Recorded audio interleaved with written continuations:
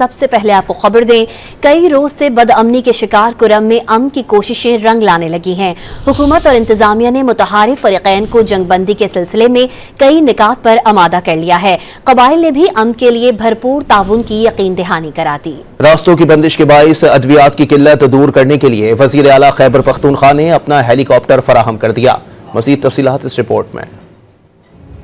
कुर्रम में मुस्तकिल क़याम अमन के लिए अहम संग मील तय कर लिया गया। फरीकैन के दरमियान जंग बंदी के सिलसिले में कई मामलात पर इत्तेफाक की राय हो गया। हंगू में कमिश्नर कोहाट ने ग्रैंड जिरगा अरकान और मकामी अमन कमेटी से मुलाकात की। इस मौके पर कबाइल ने जंग बंदी की खिलाफ वर्जी न करने की यकीन दहानी करा दी। फरीकैन के दरमियान हंगू और अगजई और कोहाट में किसी किस्म का जलसा या जुलूस न करने पर भी समझौता हो गया। इंतजामिया ने शराइत की खिलाफ वर्जी पर सख्त कार्रवाई से खबरदार भी कर दिया। दूसरी जानिब जिला कुर्रम में सड़क की बंदिश के बाइस अद्वियात की किल्लत पर वज़ीर आला खैबर पख्तूनख्वा ने अपना हेलीकॉप्टर फराहम कर दिया। पहली परवाज से 63 लाख रुपए मालियत की जान बचाने वाली अद्वियात समेत दीगर जरूरी अशिया के 2 कंसाइनमेंट कुर्रम पहुंचा दिए गए। जमीनी रास्ता खुलने तक हेलीकॉप्टर से रोजाना की बुनियाद पर अद्वियात सप्लाई की जाएंगी।